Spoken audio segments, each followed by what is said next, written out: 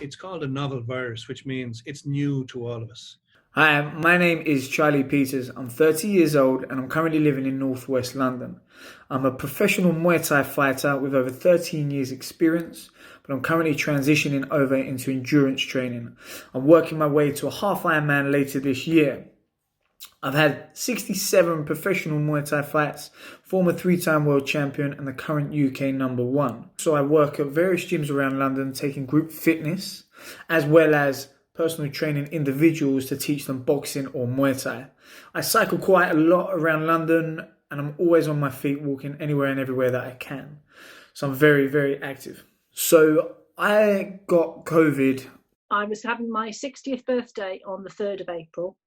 And so from the beginning of January up until then, I was on a mission and I was absolutely determined I wasn't going to hit 60 feeling less than my best self. So, swinging 16K kettlebells and running around and doing all sorts and bouncing about, feeling as fit as a fit thing. I got back down to my fighting weight. I went to the supermarket at 7 a.m. and I think I got it there. Hi, I'm Kate, I'm 38 from Warwickshire. I contracted COVID around mid-March. I'm now 19 weeks post-COVID. So one thing I remember clearly from COVID is feeling at how fatigued I was. I literally didn't do anything all day, but I just felt exhausted. It's knowing what fatigue is different to tiredness. I felt absolutely fatigued, absolutely completely wiped out. Breathless going upstairs, total fatigue, absolutely wiped me out.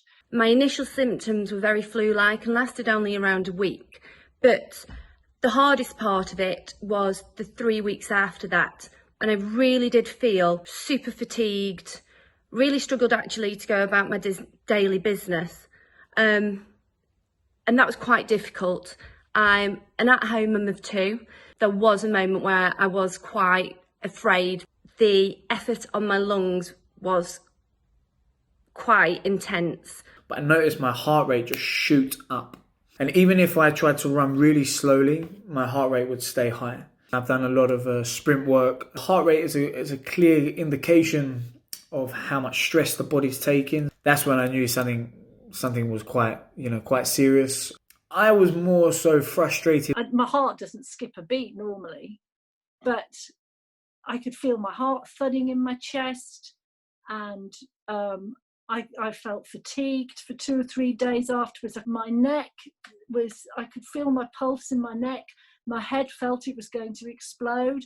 After that took me really downhill. Maybe I trained 4 times, maybe 5 times a week before. I do a lot of resistance work, mainly circuit-based.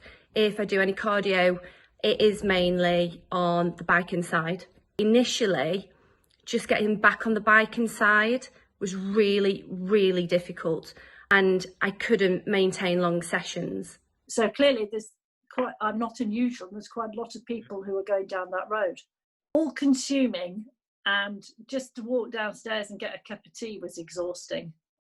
And by the way, during the night, I've had this really, really weird pain in my head, and my cheek feels numb. And she just said, you've got to get an ambulance and get yourself to hospital quick because you might be having a stroke or have had a stroke.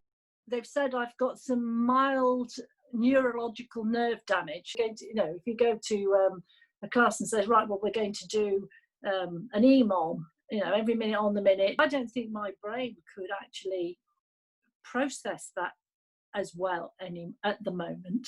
I'm really scared to start again because I don't know whether it's going to trigger it off all over again. But I don't want to not start again because I want to get back to myself. But I don't know when the right time will be to start. It's not really how much you do.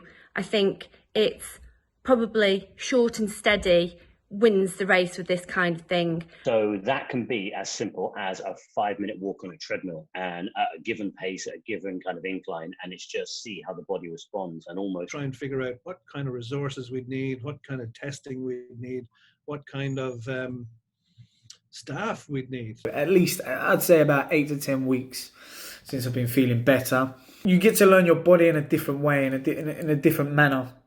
My body's never been through something like that. I've never been through it mentally and physically. So I feel like I've learned a lot more about myself. I've been extremely lucky. I've been extremely, extremely lucky. What you learn about yourself going through a battle like that is an amazing thing to happen. But I've been very fortunate and very lucky in comparison to many other people. So my thoughts are with them, definitely. Because it never stopped. It never bottomed out. Without a vaccine, we are looking at a very different world for the next 2 or 3 years. We need a new normal for everything, don't we? Here are just 3 ways in which COVID-19 can look. In some instances, what's left is a damage that's invisible, but there is help. There is expertise and there is guidance available for you to turn whatever manifestation of COVID-19 you have had into something that belongs to your past. Our team can help you to access a Rebuild certified coach in your local area. Get in contact with the team at trainwithcause.com for advice.